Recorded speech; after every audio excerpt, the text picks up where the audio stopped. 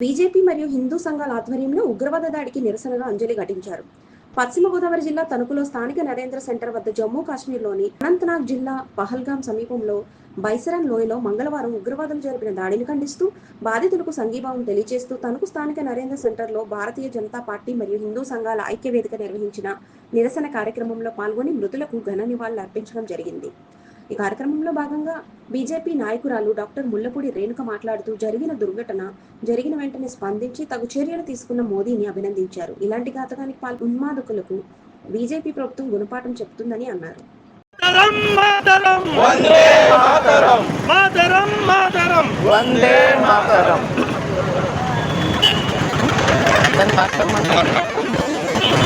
అందరికీ నమస్కారం. అందరికీ తెలిసినటువంటి విషయమే, నిన్న సాయంకాలం 3 గంటల సమయంలో అత్యంత దురదృష్టకరంగా, అత్యంత హేయమైనటువంటి చర్య, ఒక దురాగతంగా, అంటే అమానవీయంగా, ఒక పైశాచికంగా, ఎంతటి ఘోరమైనటువంటి చర్య అంటే ఈరోజు భారతదేశ చరిత్రలోనే ప్రతి ఒక్కరూ కూడా ఈరోజు దిగ్భ్రాంతికి గురైనటువంటి చర్య.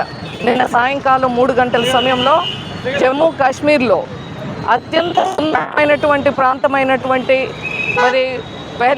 పెహల్గాంలో అక్కడికి ఎంతోమంది పర్యాటకులు వెళ్ళేటువంటి స్థలం. మనందరికీ తెలుసు, కాశ్మీర్ అంటేనే ఒక అందమైనటువంటి ప్లేసు. అందులోనూ మరింత సుందరంగా ఉండేటువంటి ప్లేసెస్ 2, గుల్బార్గ్ ఒకటైతే పెహల్గాం ఒకటి. అక్కడ ఎంతోమంది టూరిస్టులు వేసవి విడిది కోసం పిల్లలతో, కొత్తగా పెళ్ళైనటువంటి 6 రోజులే పెళ్ళైనటువంటి ఒక జంట మరి కుటుంబ సభ్యులతో వెళ్ళారు. భారతీయులే కాకుండా 2 విదేశీయులు కూడా ఉన్నారు. పర్యాటక రంగానికి ఎంతో మంచి ప్రదేశమైనటువంటి పెహల్గాంలో నిన్న తీవ్రవాదులు మరి పేరు అడిగి, హిందువా కాదా అని అడిగి, అంటే ఎంత దురదృష్టకరం అంటే ఈరోజు టైం ఇచ్చి ఐడెంటిటీ వాళ్ళని కన్ఫర్మ్ చేసుకున్న తర్వాత భార్య నిన్న ఒక 2-3 వీడియోలు చూస్తే అర్థమవుతుందండి. నా భర్తని చంపకండి, అవసరమైతే నా ప్రాణాలు తీసుకోండి అని భార్య, కొడుకు ఒకవైపు కావాలంటే నా ప్రాణాలు తీసుకోండి, మా నాన్నని వదిలేయండి అని చెప్పి వేడుకున్నప్పటికి కూడా పేరు ఒక మతం అడిగి హిందూ అని నిర్ధారించుకొని చంపినటువంటి సందర్భం ఈ దేశ ప్రజలందరినీ కూడా దిగ్భ్రాంతికి గురి చేసింది. మరి చూస్తూ ఉన్నాం, మనం గత కొన్ని సంవత్సరాలుగా ఆర్టికల్ 370 రద్దయిన తర్వాత ఎంతో శాంతియుతంగా ఉంది. రాష్ట్రం అంతటా కూడా ఒక అభివృద్ధి దిశలో వెళ్తున్నటువంటి సమయంలో కాశ్మీర్ కూడా మన భారతదేశంలో భాగమే, అందరూ రండి అని చెప్పి ప్రధానమంత్రి అనేక సందర్భాల్లో పిలుపిచ్చినటువంటి సందర్భం. మరి ఒకవైపు ఎకానమీ పెరుగుతున్నటువంటి సందర్భం, టూరిజం పెరుగుతున్నటువంటి సందర్భంలో కాశ్మీర్లో ఉన్నటువంటి ప్రజలకు కూడా ఎంతోమందికి ఉపాధి కలగటం, ఉద్యోగాలు రావటం, వారు అనేక రంగాలుగా టూరిజమే కాకుండా ఎకానమీ కూడా అభివృద్ధి చెందుతున్నటువంటి తరుణంలో ఈ విధంగా మళ్ళీ భయభ్రాంతులకి గురి చేసి, అంటే కాశ్మీర్ సమస్య ఇంకా తొలగిపోలేదు, ఇది ముగింపు కాదు, ఇది ఇంకా సజీవంగానే ఉండాలి అని కోరుకుంటున్నటువంటి పాకిస్తానీలో మనం రీసెంట్గా ఒక వీడియో కూడా చూసాం. ఆ పాకిస్తానీ ఆర్మీ చీఫ్ మాట్లాడినటువంటిది, మేము ఈ యొక్క కాశ్మీర్ని తిరిగి పొందలేం, కానీ కాశ్మీర్లో రక్తం ఎప్పుడూ కూడా రక్తపాతం చూడాలనేటువంటిది మా కోరిక అని చెప్పి ఆయన ఇచ్చినటువంటి పిలుపు జరిగిన ఒక 10 రోజుల కాలంలోనే ఇటువంటి హేయమైనటువంటి చర్య మరి ఈరోజు కాశ్మీర్లో జరిగినటువంటి సందర్భం. ఈరోజు ప్రతి భారతీయుడు కూడా కులాలకు అతీతంగా ప్రతి ఒక్కరూ ఏకమై మన దేశం కోసం, మన భారతీయుల కోసం ఈరోజు కలిసి ముందుకెళ్ళవలసినటువంటి సందర్భం. ఒకవైపు చూస్తూ ఉన్నాం, ఎప్పుడు కూడా ఈ సంఘటన చూడండి, ఒకవైపు ఈరోజు అమెరికా వైస్ ప్రెసిడెంట్ మన దేశంలో పర్యటనలో ఉన్నారు, JD Vance. ఇవాళ మొన్న ఢిల్లీలో ప్రధానమంత్రి గారితో సమావేశమై నిన్న జైపూర్ వెళ్ళారు.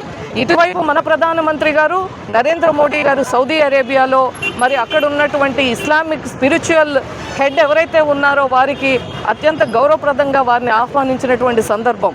ఇంకొక వైపు మన అమర్నాథ్ యాత్ర ప్రారంభమయ్యేటువంటి సమయం.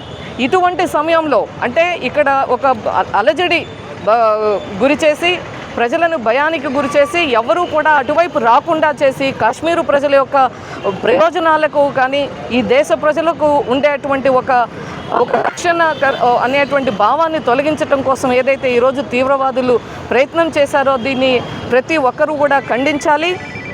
మనం కూడా ప్రతి దగ్గర ప్రాంతం ఏదైనా ఇవాళ విన్నాము, మన తెలుగువారు ఒక 3 చనిపోయారు. ఒకరు విశాఖవాసి, ఒకరు నెల్లూరు వాసి, ఒకరు హైదరాబాదు, ఒకరు బెంగళూరు, తమిళనాడు. రాష్ట్రాలు ఏదైనా, భాష ఏదైనా, కులాలు ఏదైనా అందరూ మన భారతీయులే. 26 మందిని పొట్టన పెట్టుకున్నటువంటి సందర్భం.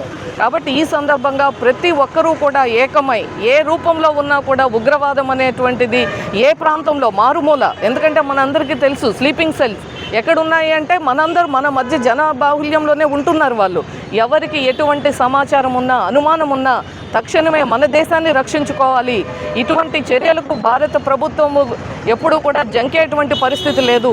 గతంలో చూసాం, నిన్న కూడా నరేంద్ర మోడీ గారు సౌదీ అరేబియా నుండి మరి వారి యొక్క పర్యటనను కూడా వెంటనే దాన్ని ముగించుకొని ఇండియా వచ్చినటువంటి సందర్భం. వెంటనే మన అమిత్ షా గారు, హోంమంత్రి అమిత్ షా గారిని సంఘటనా స్థలానికి వెళ్ళమని చెప్పి ఆదేశాలు ఇవ్వటం. ఇప్పటికే దానికి సరైనటువంటి టిట్ ఫర్ టాట్ తప్పకుండా భారత ప్రభుత్వం నుంచి ఇటువంటి పిరికి పొందల చర్యలకు భారత ప్రభుత్వం ఎప్పుడు భయపడదు, వెనుకంజ వేయదు. తప్పకుండా భారత